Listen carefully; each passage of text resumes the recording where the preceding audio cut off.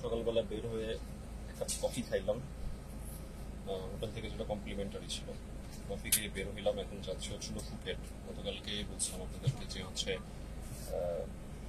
500 বাদ দিয়ে হচ্ছে একটা শেয়ার ট্যাক্সি টিকিট নিলাম, যেটাতে এখন যাচ্ছি হচ্ছিল ফুকেটে। প্রায় 3 ঘন্টা মতো সময় লাগে। অলরেডি আমরা এখানে হচ্ছে 6 জন আছি এখানে। তো গাড়ি স্টার্ট করছে, জায়গা জায়গা থেকে লোক তুলতেছে বিভিন্ন হোটেল থেকে, যারা এরকম শেয়ার ট্যাক্সিতে টিকিট কাটছে। মানে খুব কম খরচে যাওয়া যায়, যেটা ক্র্যাবি থেকে ফুকেট শেয়ার ট্যাক্সিতে 500 বাতের মতো লাগে। একদম ডিরেক্ট ফুকেটের ক্র্যাবিতে যেরকম সেন্টার পয়েন্টটা হচ্ছে আওনাং বিচ, ফুকেটেরটা হচ্ছে পাতং বিচ বলে যেটাকে। তো ওখানেই যাবো। হোটেল এখনো রিজার্ভেশন দিইনি, হোটেল রিজার্ভেশন এখন গাড়িতে বসে দিব। দেখা হবে আপনাদের সাথে পাতং বিচে। আমি চলে আসছি হলো ফুকেটে। এখন সারাদিন কোনো কিছু খাইনি, সন্ধ্যার সময় বের হয়েছি কিছু খাওয়ার জন্য। একটা নুডলস অর্ডার করলাম, আপনাদেরকে যদি দেখাই নুডলসটা। এটা হচ্ছিল আমার নুডলস, চিকেন নুডলস। এই প্রথম টেস্ট করব, কারণ আসলে খুব ভয়ে ভয়ে থাকি। কারণ আপনারা জানেনই তো থাইল্যান্ডে আসলে একটু সমস্যা আছে খাবার দাবারের ক্ষেত্রে।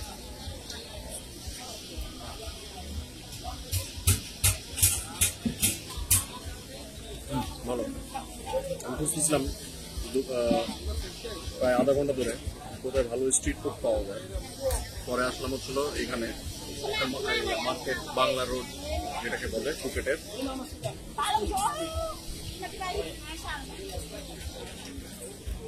বাংলা রোডের ভিতরের দিকে আসলে পরে আপনি একটা স্ট্রিট ফুডের একটা গলির মধ্যে পাবেন।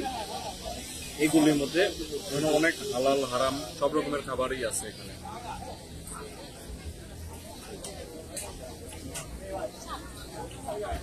মজা আছে।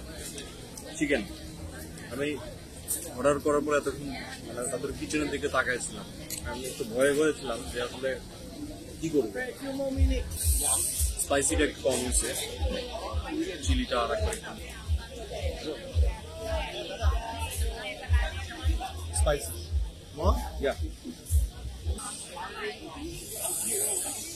আজকে আমার আসার কথা ছিল দুপুর 1টার সময়, কিন্তু আমি আসছি আসলে 3:30টার সময়। কারণ সকালে গাড়িতে ওঠার পরে আসলে বুঝতে পারলাম আসলে কাহিনীটাও ভিন্ন। আমাদেরকে প্রথমে একটা পয়েন্টে নিয়ে গিয়ে তারা সেখানে 40 মিনিট সেখানে আমরা ওয়েট করতেছিলাম, মানে সব। Thank you. Spicy, right? Yeah, I like it spicy. Then তারা সব লোক ওখানে জড়ো করতেছিল, করার পরে তারপরে গাড়িটা ছাড়ার পরে আবার মাঝখানে একটা জায়গায় এসে খাবার দাবারের বিরোধ দিচ্ছে।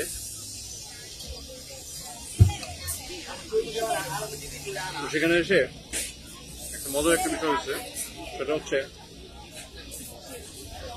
আমাকে অন্য একটা গাড়িতে শিফট করে দিচ্ছে। তো আমি দুর্ভাগ্যজনকভাবে আমার সেলফি স্ট্যান্ডটা আমি সেটা গাড়িতে ফেলে রেখে চলে আসছি। অন্য গাড়িতে ওঠার পরে আমার 20 মিনিট পরে আমার মনে পড়ছে। পরে সেই ড্রাইভারকে আবার ফোন দিলাম,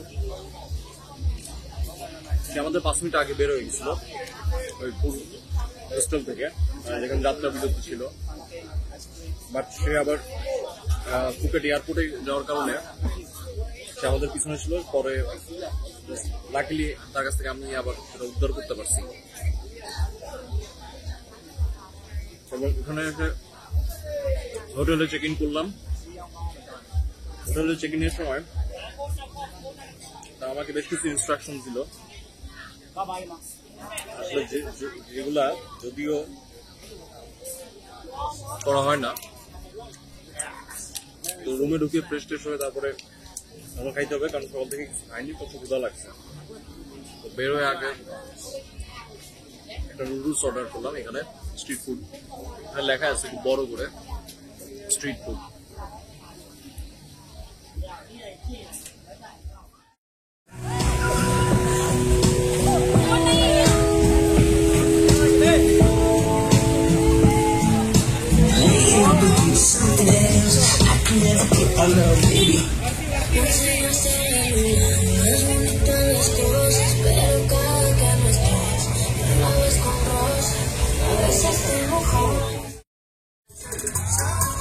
খাওয়া দাওয়া শেষ করে এখন আসছি হলো পাতাং বিচে। পাতাং বিচে আসলাম দেখার জন্য আসলে এখানকার সমুদ্রের ভিউটা আসলে কেমন। তো আসলে যতই বলি কক্সবাজারের মতো আসলে এত বড় লার্জেস্ট সমুদ্র সৈকত আসলে কোথাও নেই। মোটামুটি এরিয়াটা খুব বেশি বড় না। আপনারা এখানে দেখতে পাচ্ছেন আমার পেছনে কিন্তু সমুদ্রটা আছে, যদি এখন রাতের কারণে দেখা যাচ্ছে না। ওই পাশে একটা সিটি আছে, মানে টোটালি পুরো লাইট, যেটা এই যে আমার পেছনে যেটা দেখা যাচ্ছে সুন্দর একটা লাইটিং করা আছে। এটা আসলে একটা island, but as a island হিসেবে ফুকেটটা অনেক বড়, এটা এরিয়াটা কাভারেজটা অনেক বেশি ফুকেটের। তো কথা বলতে বলতে আবার ফিরে আসলাম। আমি এখনো বিচের পয়েন্টেই আছি। আপনাদের সাথে এখন যদি কিছু ইনফরমেশন শেয়ার করি ফুকেট সম্পর্কে আপনাদেরকে যদি বলি, তাহলে যদি যেটা বলতে হয় যে আসলে ফুকেট এটার নামকরণ যেটা হয়েছে সেটা হলো মালয়েশিয়ান একটা ভাষা থেকে, একটা ওয়ার্ড থেকে আসছে, সেটার নাম হচ্ছিল বুকিট। এবং বুকিট মানে হচ্ছিল হিল। মালয়েশিয়াতে কুয়ালালামপুরে আপনারা যারা গেছেন তারা জানেন হয়তোবা যে বুকিট বিনতাং নামে একটা জায়গা আছে, যেটা অনেকেই চেনে, খুব পরিচিত। যেমন ব্যাংককে সুকুমবিট নামে সবাই চেনে, যেখানে ম্যাক্সিমাম বাঙালিরা ওখানে বসবাস করে। তো মালয়েশিয়াতেও বুকিট বিনতাংয়েও ম্যাক্সিমাম বাঙালিরা সেখানে বসবাস করে। তো সেইখান থেকে বুকিট নাম থেকে আসলে ফুকেটের নামকরণ হয়েছে। এবং এই টোটাল এরিয়াটা একসময় পুরাটা একদম জঙ্গল ছিল, মানে আজ থেকে প্রায় 700 থেকে 800 বছর আগে এখানে আসলে কোনো মানুষের বসবাস ছিল না, পুরাটা আসলে জঙ্গল হিসেবে ছিল। এবং 13 সেঞ্চুরিতে ফুকেটে তখন হচ্ছিল থাই আর্মি, যেটা সুকোথাই নামে পরিচিত ছিল ওই সময়, তারা হচ্ছিল ইন্দোনেশিয়ার ওই সময় সুমাত্রাতে একটা কিংডম ছিল যেটার নাম হচ্ছিল শ্রীবিজয়া। সেই কিংডমের কাছ থেকে তারা এই ফুকেটের আইল্যান্ডকে তারা হচ্ছিল ক্যাপচার করে নেয় এবং এখানে তারা হচ্ছিল রুল ওভার করতে থাকে, সুকোথাই নামে সে আর্মি। এবং এখানে খুব ভালো রকমের বাণিজ্য হতো, কারণ ফুকেটটা হচ্ছিল ওই সময় টিনের ভালো একটা মাইনিং ছিল, এখানে প্রচুর পরিমাণে টিনের সোর্স পাওয়া যেত, যার কারণে সেখানে প্রচুর বাণিজ্য হতো। এখানে ইউরোপিয়ানরা এখানে বাণিজ্য করতে আসতো। এবং এইখানের যে জাহাজের জায়গাগুলো, হারবারগুলো ছিল ওই সময় জাহাজের ইউরোপিয়ানের জাহাজগুলো এখানে এসে তারা ভিড়ত। এবং যেহেতু এটা সাউদার্ন পার্ট, তো তারা মনসুনের জন্য অপেক্ষা করতো, যে মনসুন যখন শুরু হবে তখন তারা হচ্ছিল নর্থ ইস্ট, মনসুন যখন শুরু হয় তখন নর্থ ইস্ট উইন্ড শুরু হয়। তো নর্থ ইস্ট উইন্ডে তাদেরকে যেটা হেল্প করে সেটা ছিল তাদেরকে এখান থেকে ইন্ডিয়া এবং চায়নাতে এন্ট্রি নিতে সাহায্য করে। মানে তারা আসলে মেইনলি ওই সময় বাণিজ্য করতো ইন্ডিয়া এবং চায়নাতে, এবং তারা সেখানে অ্যাজ এ টিনের সোর্স হিসেবে তখন ফুকেটকেও তারা হচ্ছিল ক্যাপচার করে ফেলে। এবং ওই সময় ইউরোপিয়ানদের চার্টে ফুকেটের একটা নাম ছিল, সেটার নাম হচ্ছিল জাং সিলন নাম পরিচিত ছিল। এবং পরবর্তীতে সেটার নাম হচ্ছিল কেপ সালাং, এবং আফটার দ্যাট তারপরে সেটার নাম হয়ে যায় থালাং নামে পরিচিত ছিল। 19 সেঞ্চুরিতে ফুকেটের আর একটা ইতিহাস আছে, সেটা হলো এখানে চাউলি নামের একজন সি জিপসি ছিল, যে হলো এখানে ইল্লিগাল ট্রেডিং করতো। মানে এখানে যত টিনের মাইনগুলো ছিল সে সেখানে ইল্লিগালি বিজনেস করতো, সেই মাইনগুলোকে তার দখলে ছিল।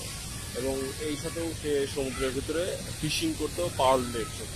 তো পরবর্তীতে আসলে ওই সময়ের যে কিংডম ছিল যেটা থাইল্যান্ডে ফুকেটে, সেটা আয়ুথায় নামে পরিচিত ছিল। তো তারা সেই সময় সেই সি জিপসিকে, অর্থাৎ সেই লিডারকে, সেই ট্রাইবকে, যেটা চাউলি ছিল, সেই চাউলি ট্রাইবটাকে তারা এখান থেকে আসলে সরায় ফেলে এবং পরবর্তীতে তারা এখানেও তারা এখনো পর্যন্ত কিছু কিছু তাদের ট্রাইবের জনগোষ্ঠী বসবাস করে এবং বাকিগুলো তারা জঙ্গলে বিভিন্ন জায়গাতে তারা বসবাস করে।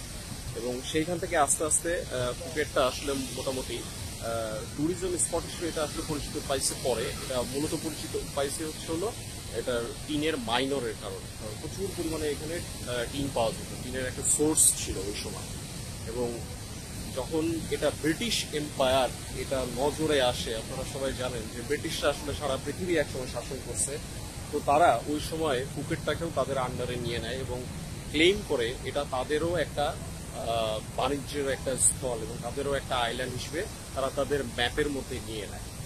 এবং তারপরে আস্তে আস্তে এখানে আসলে মানুষের বসবাস শুরু হয় এবং এখান থেকে প্রচুর পরিমাণে ট্রেডিং এর যে ম্যাটেরিয়ালস গুলো ছিল তারা এখান থেকে ট্রেড করতো বিভিন্ন দেশের সাথে, বিশেষ করে ইন্ডিয়া, চায়না দেশগুলোর সাথে।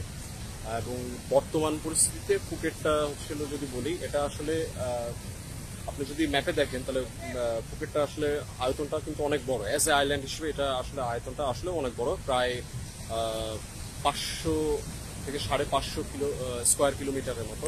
এবং এখানে প্রায় 4,17,000-এর মতো মানুষ বসবাস করে। প্রতি স্কোয়ার ফিটে মিনিমাম প্রায় 750 ডেন্সলি পপুলেটেড একটা আইল্যান্ড আমি বলবো। কারণ হলো আসলে আমাদের বাংলাদেশের কথা যদি বলি, আমাদের বাংলাদেশে আমরা প্রতি স্কোয়ার কিলোমিটারে মিনিমাম প্রায় 1100-এর মতো মানুষ বসবাস করি। তো ওই হিসেবে আছে আইল্যান্ড হিসেবে এখানে আসলে প্রচুর মানুষের বসবাস আছে। প্লাস যদি এটা বলি যে এখানে আসলে সিটিজেন যারা আছে তারা বাদে এখানে কিন্তু প্রচুর টুরিস্ট আছে, যদিও এখন কিন্তু অফ সিজন চলতেছে যার কারণে এখানে টুরিস্টের সংখ্যাটা কম। বাট অক্টোবর থেকে শুরু করে একদম মার্চ পর্যন্ত এখানে কিন্তু প্রচুর পিক সিজন থাকে, তখন কিন্তু আসলে এখানে চলাফেরা করার মতো জায়গা থাকে না। এটাই ছিল ফুকেটে।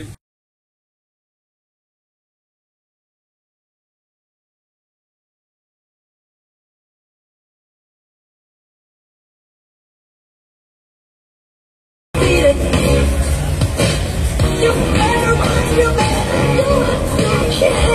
Don't wanna see no